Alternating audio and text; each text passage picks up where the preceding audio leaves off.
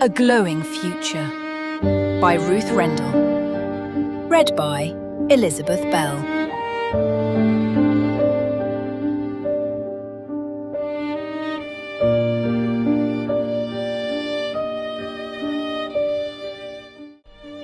"6 should be enough," he said.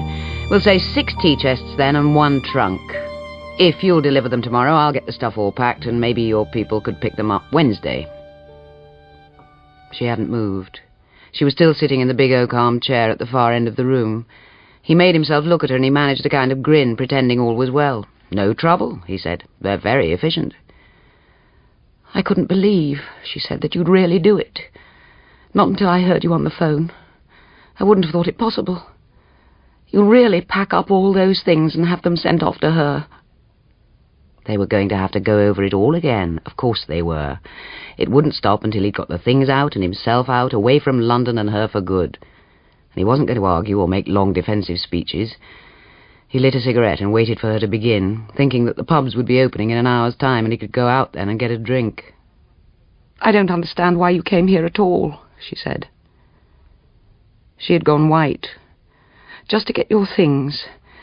Maurice, did you come back just for that?" "They are my things," he said evenly. "You could have sent someone else. Even if you'd written to me and asked me to do it." "I never write letters," he said. She moved then. She made a little fluttering with her hand in front of her mouth. "As if I didn't know," she gasped, and making a great effort she steadied her voice. "You were in Australia for a whole year, and you never wrote to me once."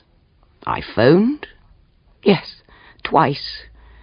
The first time to say you loved me and missed me and were longing to come back to me and would I wait for you and there wasn't anyone else, was there?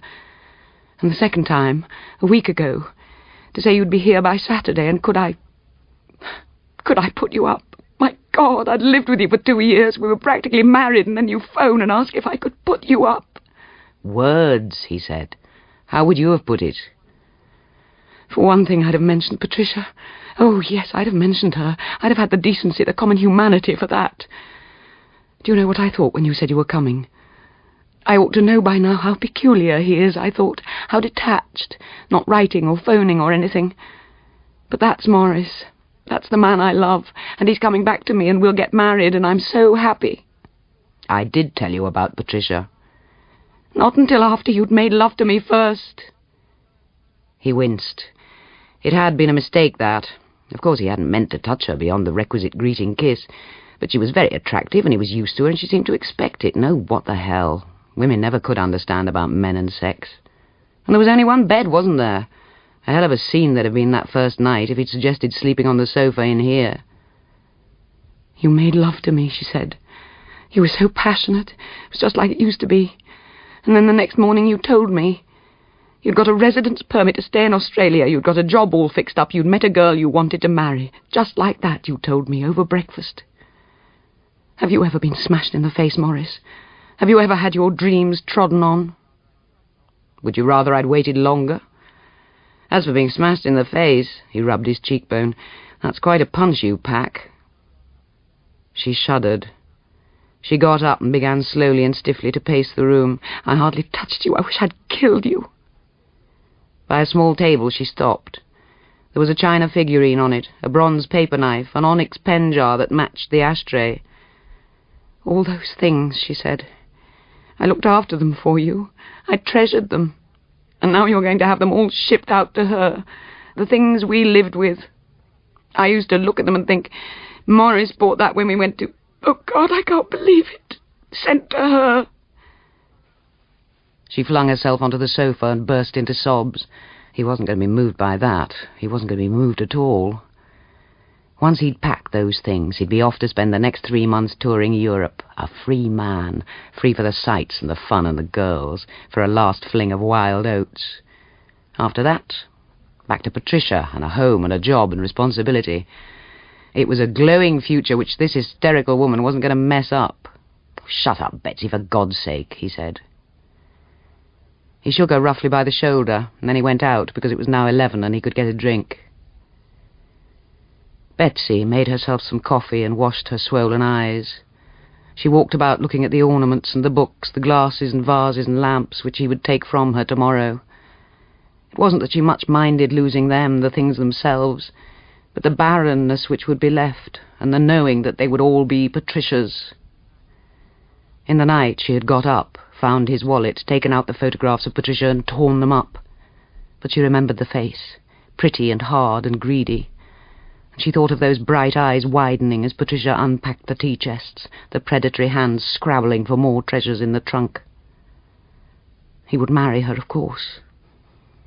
I suppose she thinks he's faithful to her, Betsy thought, the way I once thought he was faithful to me. I know better now. Poor stupid fool, she doesn't know what he did the first moment he was alone with me, or what he would do in France and Italy. That would be a nice wedding present to give her, wouldn't it, along with all the pretty bric-a-brac in the trunk? Well, why not? Why not rock their marriage before it had even begun? A letter to be concealed in, say, that blue and white ginger jar. She sat down to write. Dear Patricia, I don't know what Morris has told you about me, but we have been living here as lovers ever since he arrived. To be more explicit, I mean we have made love, have slept together. Morris is incapable of being faithful to anyone. If you don't believe me, ask yourself why, if he didn't want me, he didn't stay in a hotel. That's all. Yours. And she signed her name and felt a little better. 6 tea chests and a trunk arrived on the following day. The trunk was made of silver-coloured metal and had clasps of gold-coloured metal. It was rather a beautiful object, 5 feet long, 3 feet high, 2 feet wide, and the lid fitted so securely it seemed a hermetic sealing. Morris began to pack at 2 o'clock. Studiously and with a certain grim pleasure he avoided everything Betsy might have insisted was hers, the poor cheap things, the stainless steel spoons and forks, the Woolworth pottery, the awful coloured sheets that he had always loathed. He and Patricia would sleep in white linen. Betsy didn't help him. She watched, chain-smoking. He nailed the lids on the chests, and on each lid he wrote in white paint his address in Australia. But he didn't paint in the letters of his own name, he painted Patricia's. This wasn't done to needle Betsy, but he was glad to see it was needling her. Don't forget your ginger jar, said Betsy. I don't want it. That's for the trunk. Miss Patricia Gordon, 23 Burwood Park Avenue, Kew, Victoria, Australia 3101. All the pretty things are going in the trunk. I intend it as a special present for Patricia. He wrapped the onyx ashtray and the pen jar, the alabaster bowl, the bronze paper knife, the tiny Chinese cups, the tall hock glasses. He opened the lid of the trunk.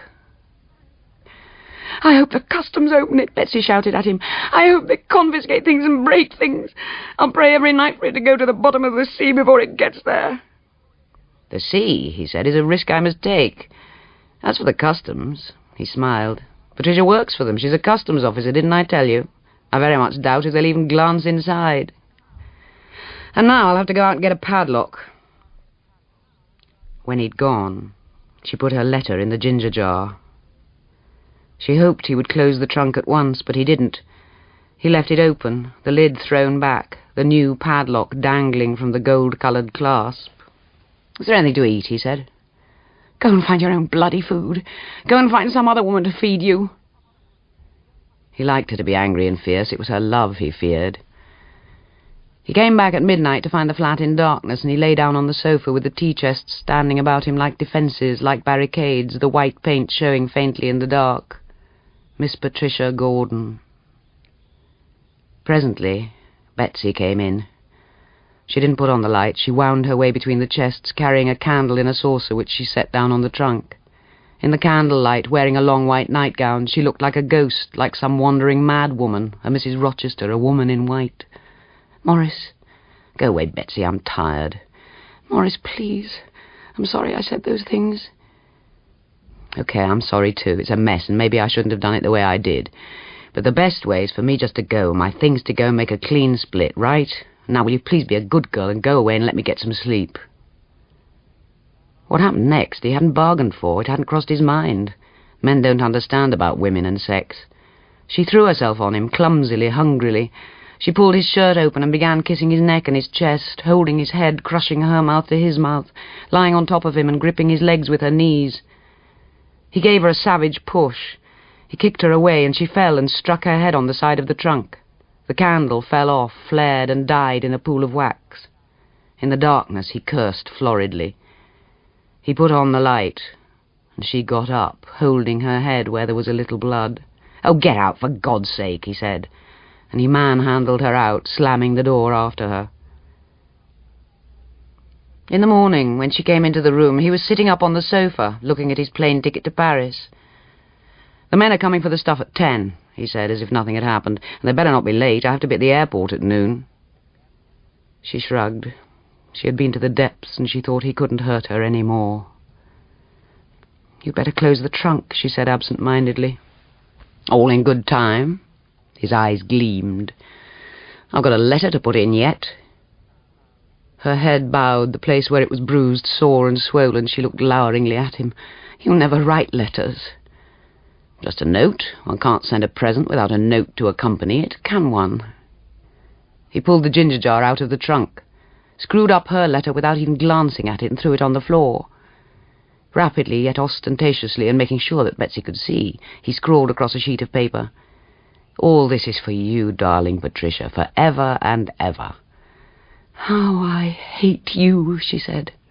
"You could have fooled me." He took a large angle lamp out of the trunk and set it on the floor. He slipped the note into the ginger jar and rewrapped it.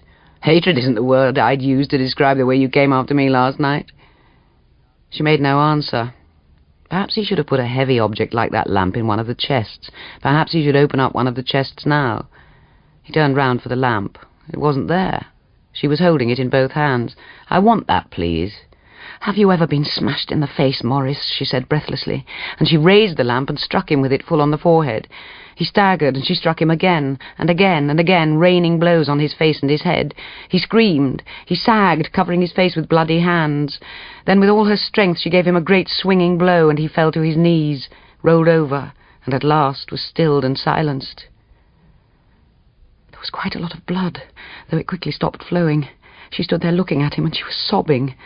Had she been sobbing all the time? She was covered with blood. She tore off her clothes and dropped them in a heap around her. For a moment she knelt beside him, naked and weeping, rocking backwards and forwards, speaking his name, biting her fingers that were sticky with his blood. But self-preservation is the primal instinct, more powerful than love or sorrow, hatred or regret. The time was 9 o'clock, and in an hour those men would come. Betsy fetched water in a bucket, detergent, cloths, and a sponge. The hard work, the great cleansing, stopped her tears, quieted her heart, and dulled her thoughts. When bucket after bucket of reddish water had been poured down the sink, and the carpet was soaked but clean, the lamp washed and dried and polished, she threw her clothes into the basket in the bathroom and had a bath. She dressed carefully and brushed her hair. 8 minutes to 10. Everything was clean, and she had opened the window, but the dead thing still lay there on a pile of reddened newspapers. "I loved him," she said aloud, and she clenched her fists. "I hated him." The men were punctual. They came at 10 sharp. They carried the 6 tea chests and the silver-coloured trunk with the gold-coloured clasps downstairs. When they had gone and their van had driven away, Betsy sat down on the sofa. She looked at the angle lamp, the onyx pen jar and ashtray, the ginger jar, the alabaster bowls, the hock glasses, the bronze paper knife, the little Chinese cups. Of the past she thought not at all, and the present seemed to exist only as a palpable nothingness, a thick silence that lay around her. She thought of the future, of 3 months hence, and into the silence she let forth a steady, rather toneless peal of laughter. "Miss Patricia Gordon, 23 Burwood Park Avenue, Kew, Victoria, Australia 3101. The pretty, greedy, hard face, the hands so eager to undo that padlock and prise open those golden clasps to find the treasure within. And how interesting that treasure would be in 3 months' time, like nothing Miss Patricia Gordon had seen in all her life. It was as well, so that she would recognize it, that it carried on top of it a note in a familiar hand. All this is for you, darling Patricia, forever and ever.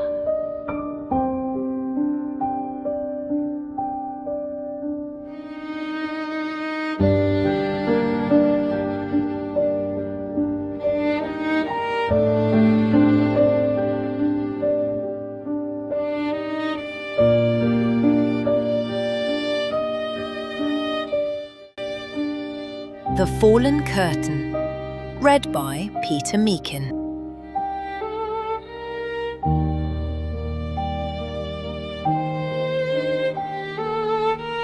The incident happened in the spring after his 6th birthday. His mother always referred to it as that dreadful evening, and always is not exaggeration. She talked about it a lot, especially when he did well at anything, which was often as he was good at school and at passing exams. When I think we might have lost Richard that dreadful evening. You have to believe there's someone watching over us, don't you? Apparently it bore talking about. If I'd told him once, I'd told him 50 times never to talk to strangers or get into cars. But boys will be boys, and he forgot all that when the time came.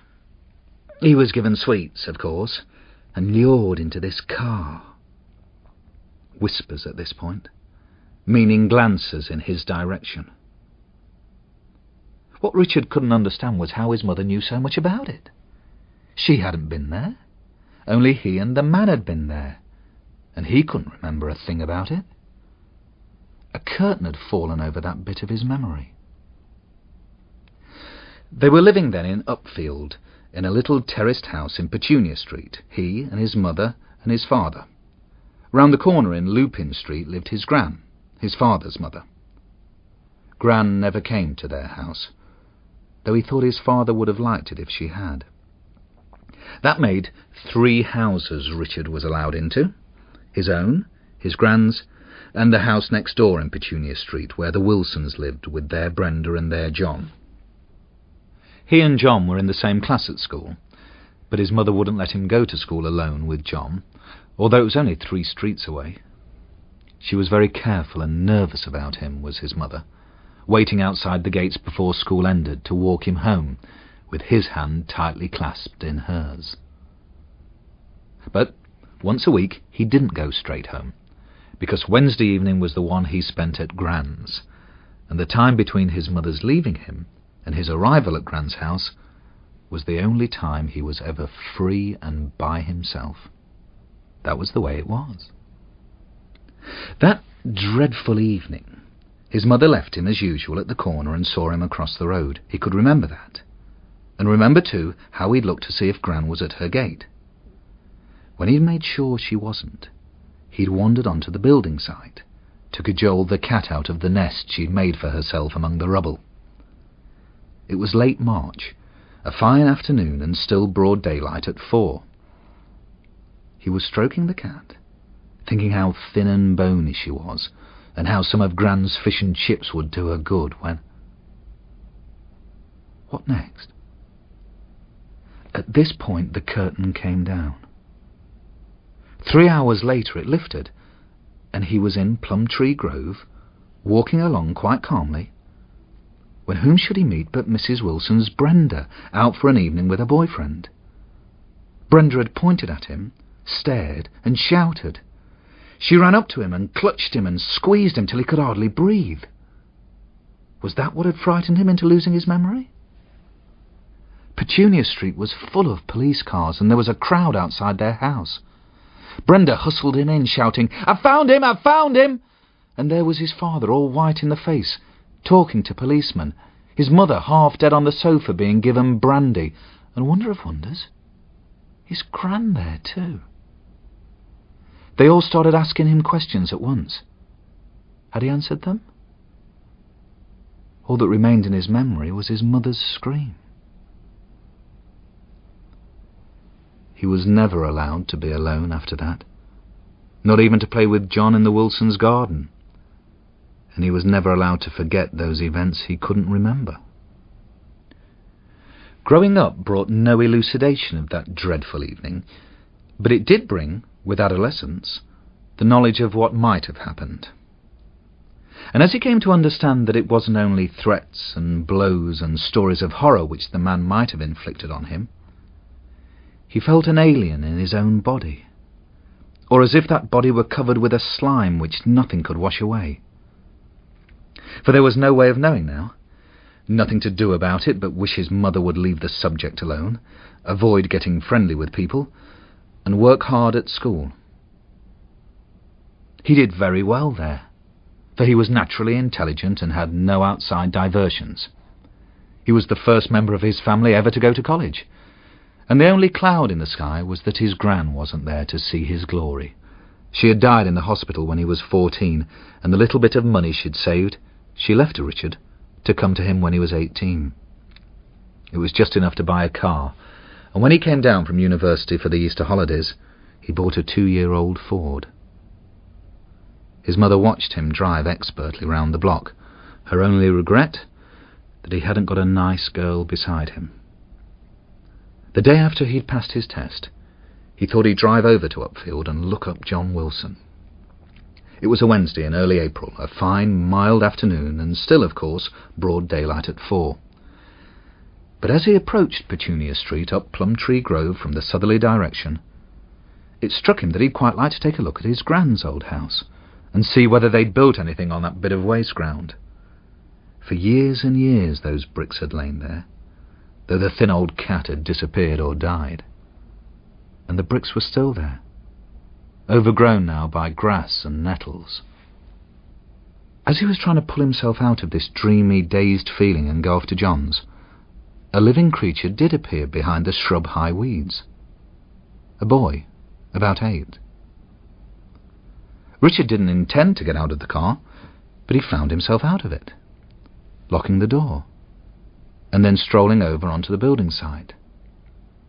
He didn't mean to speak to the boy, for he wasn't a child anymore, but a man.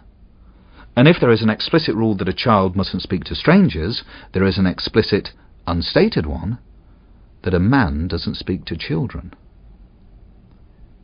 "You're trespassing on private land. Did you know that?" The boy began to ease himself down. "All the kids play here, mister." "Maybe, but that's no excuse.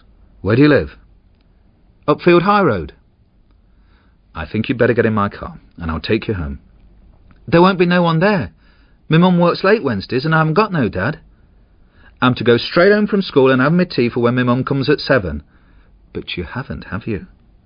You hung about trespassing on other people's property." "You a cop, mister?" Yes, I am." The boy got into the car quite willingly. "Are we going to the cop shop?" "We may go to the police station later. I want to have a talk to you first. We'll go—" What made him choose Drywood Common?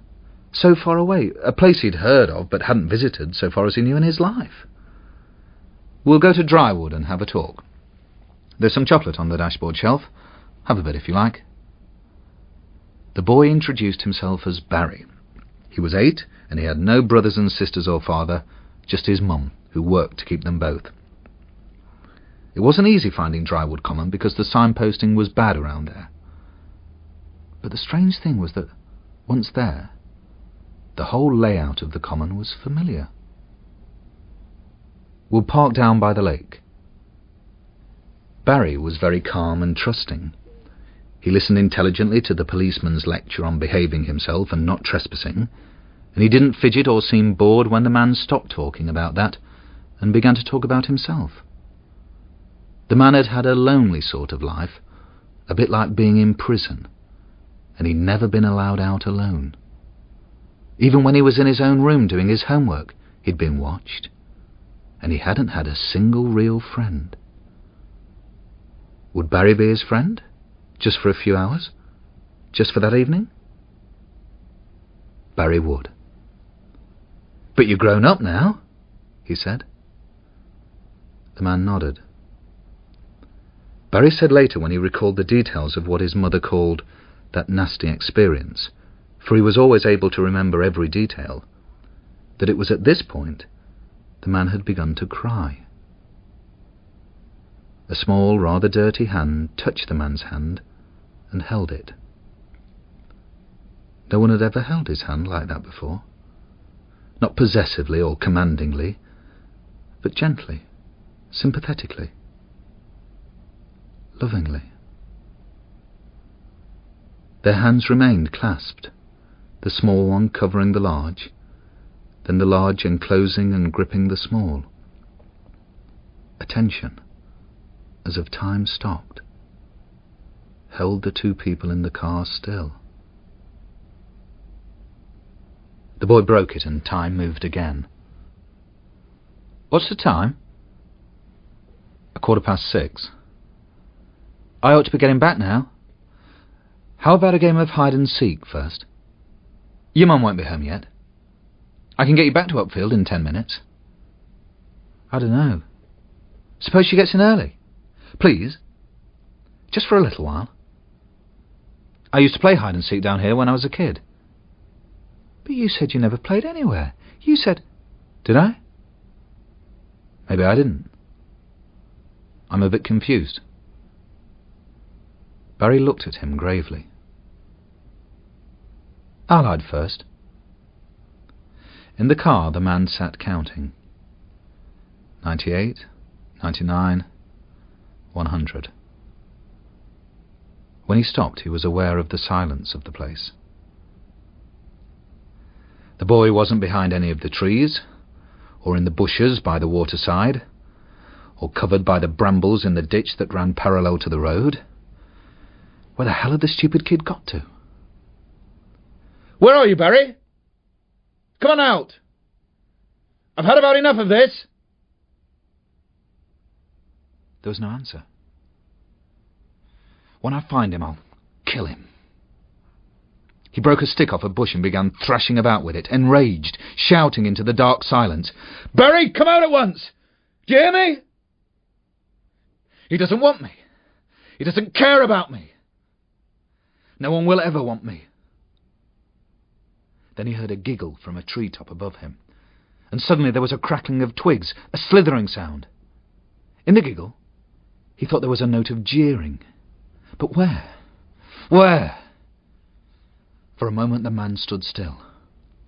His hands clenched as on a frail neck, and he held them pressed together, crushing out life. He thrust his way through the bushes, making for the pond. The boy would be away by now, but not far away, and his legs were long enough and strong enough to outrun him. But he was nowhere, and yet... What was that sound? He wheeled round, and there was the boy coming towards him. A thick constriction gripped his throat.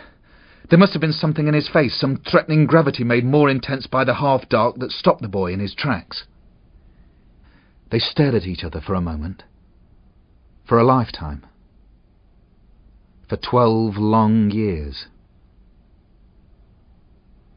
Then the boy gave a merry laugh, fearless and innocent.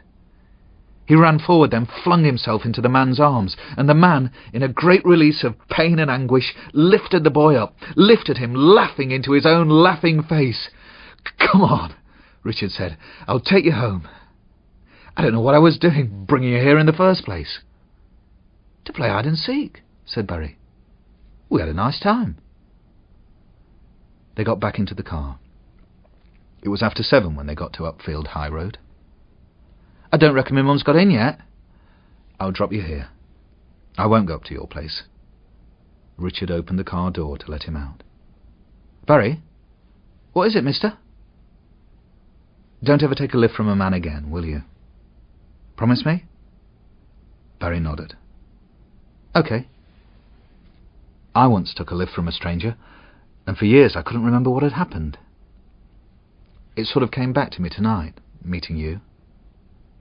I remember it all now. He was all right, just a bit lonely, like me. But it wouldn't always be like that." "How'd you know?" Richard looked at his strong young man's hands. "I just know. Goodbye, Barry, and thanks." He drove away, turning once to see that the boy was safely in his house.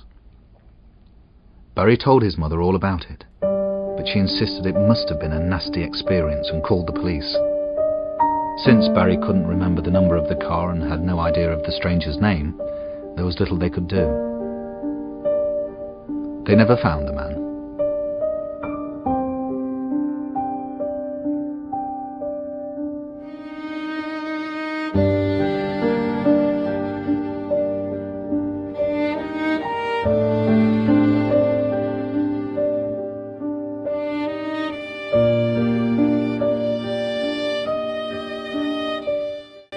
May and June. Read by Julie T. Wallace.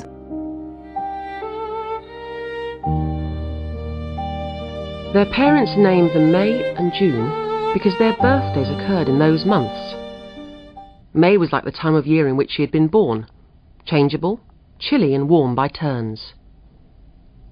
In the 1930s, when May was in her 20s, it was still important to get one's daughters well married, and though Mrs. Thrace had no anxieties on that head for sunny June, she was less sanguine with regard to May. Her elder daughter was neither pretty, nor graceful, nor clever, and no man had ever looked at her twice. June, of course, had a string of admirers. Then May met a young lawyer at a dance. His name was Walter Simmons, and he was extremely good-looking. May fell passionately in love with him, but no one was more surprised than she when he asked her to marry him. The intensity of their passion frightened Mrs. Thrace. It wasn't quite nice. The expression on May's face while she awaited the coming of her fiancé, her ardour when she greeted him, the hunger in her eyes, that sort of thing was all very well in the cinema, but unsuitable for a civil servant's daughter in a genteel suburb.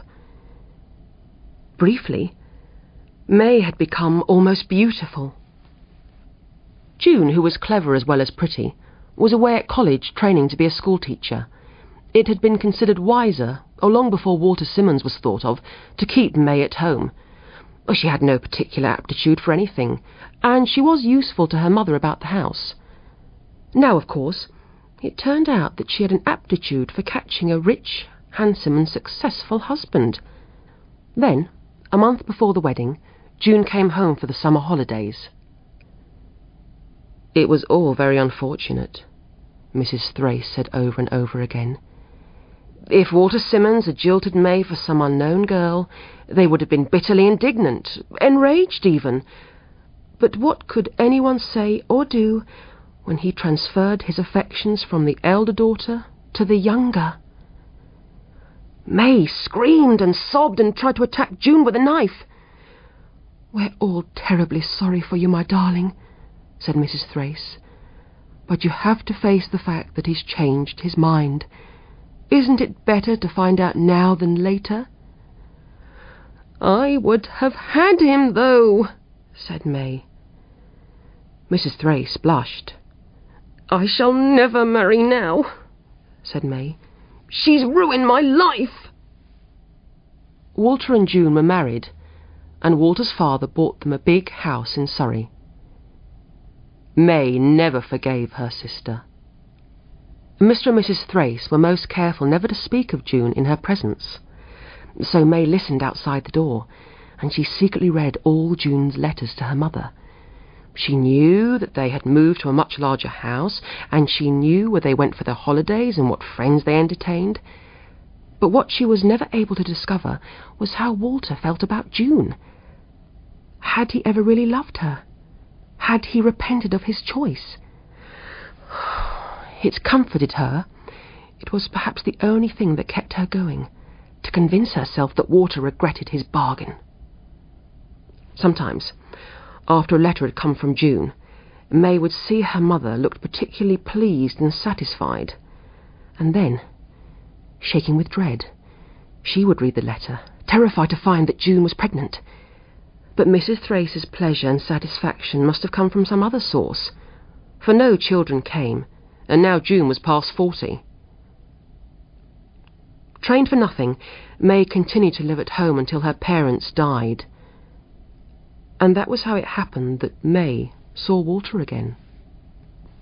At the time of her mother's cremation, May was ill with a viral infection and unable to attend, but she had no way of avoiding her father's funeral.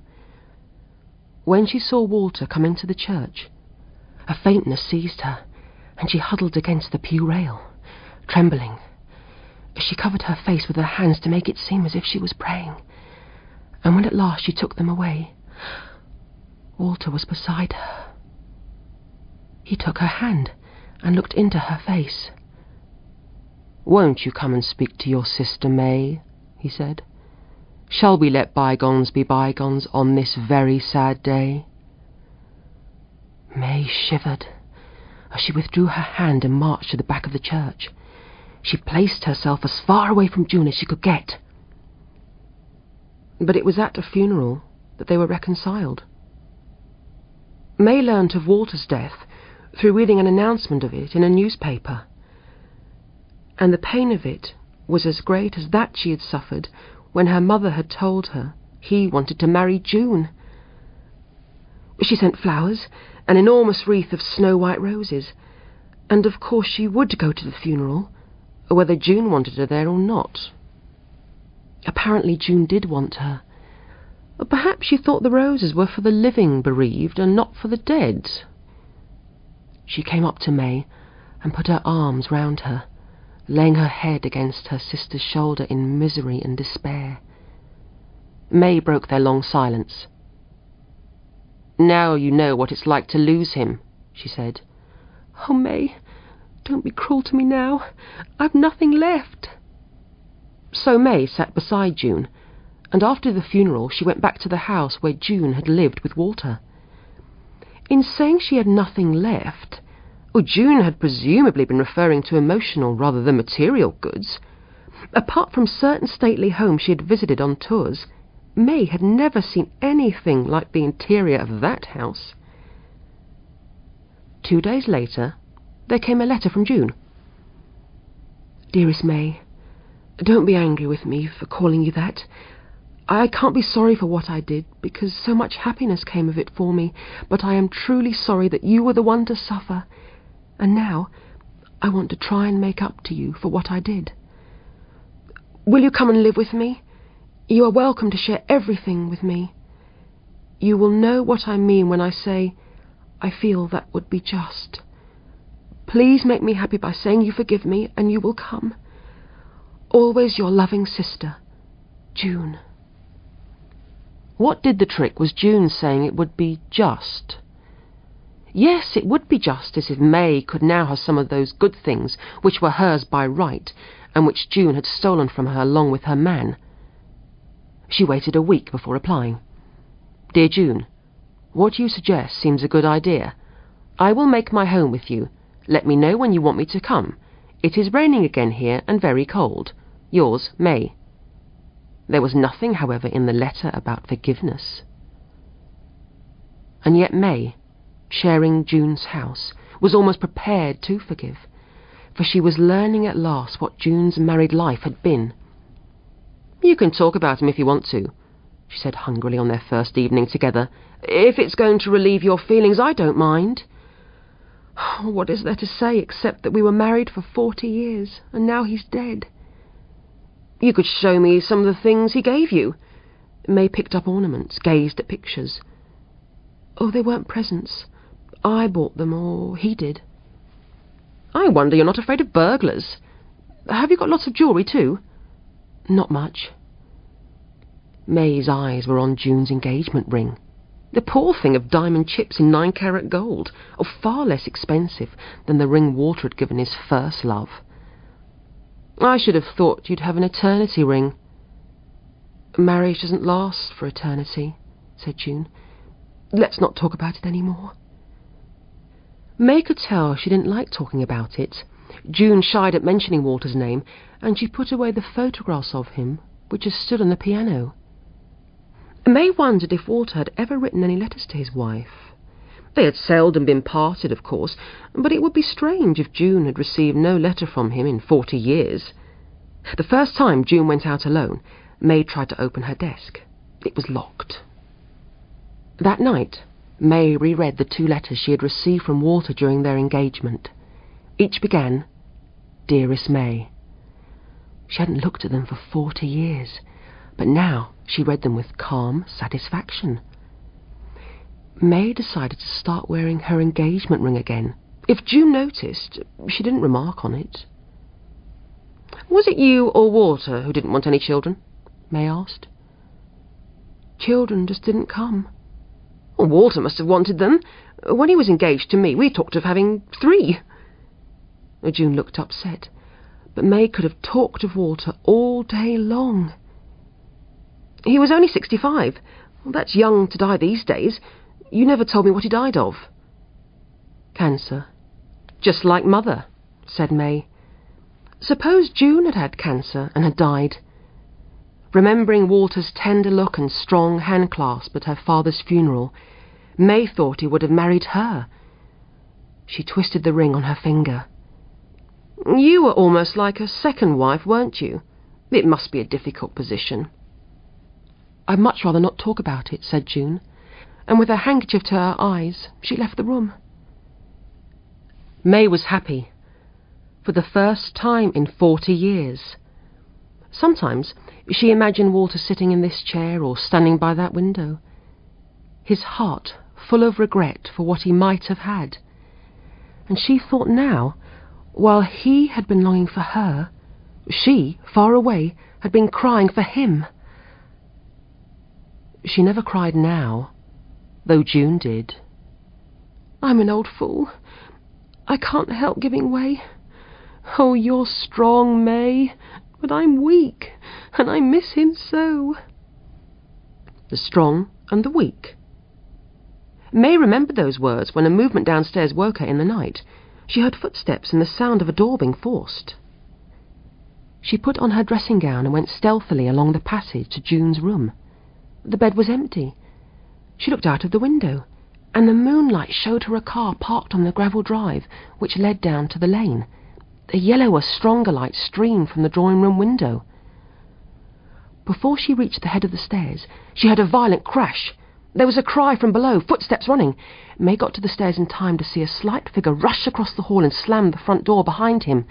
The car started up. In his wake he had left a thin trail of blood. May followed the blood trail into the drawing-room.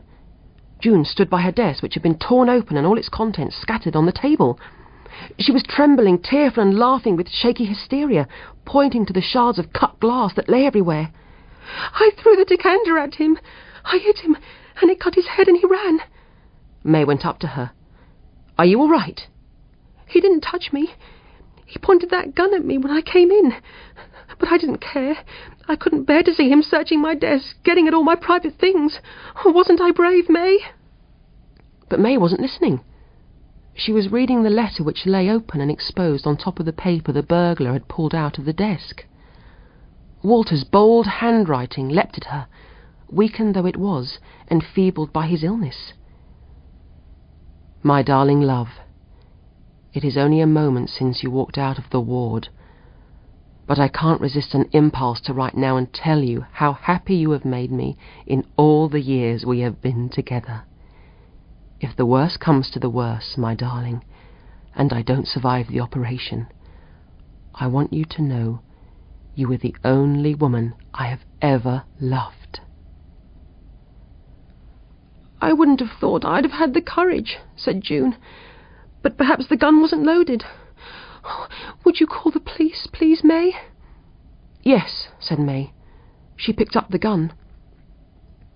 The police arrived within 15 minutes.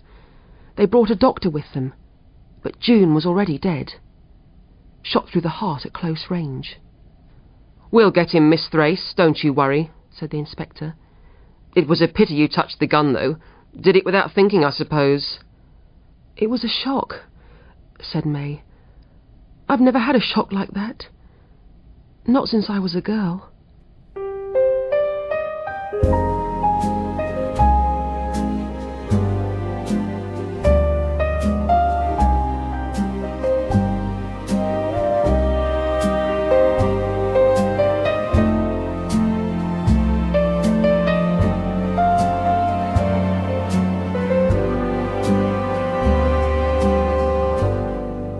Whispers in the night, a glance that felt like fate, two shadows in the moonlight, paused as if to wait. Something in your eyes said the moment could be great, and suddenly the silence felt like opening a gate. Your smile was like a spark in the cool and gentle air, a quiet invitation floating softly everywhere. Something in my heartbeat told me love was waiting there, a rhythm in the darkness only two of us could share. We were strangers in the night, drifting closer with each sigh. Two lonely hearts that found a tune beneath the velvet sky. Love was just a breath away, a warm embrace that wouldn't lie.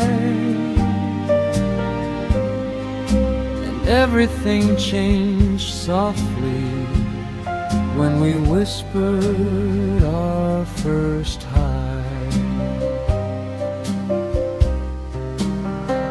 Ever since that night, we've been walking side by side,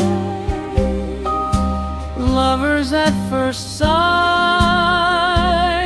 with nothing left to hide. Every step together feels like stars have realigned, a perfect little story that the night itself designed.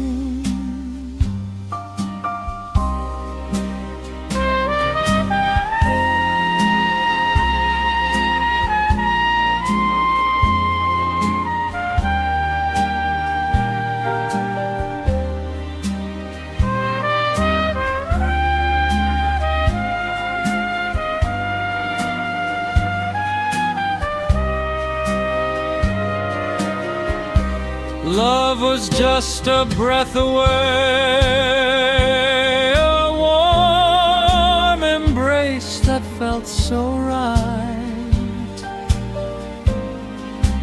Ever since that moment, we've been glowing in the light. It turned out just so beautifully. Two strangers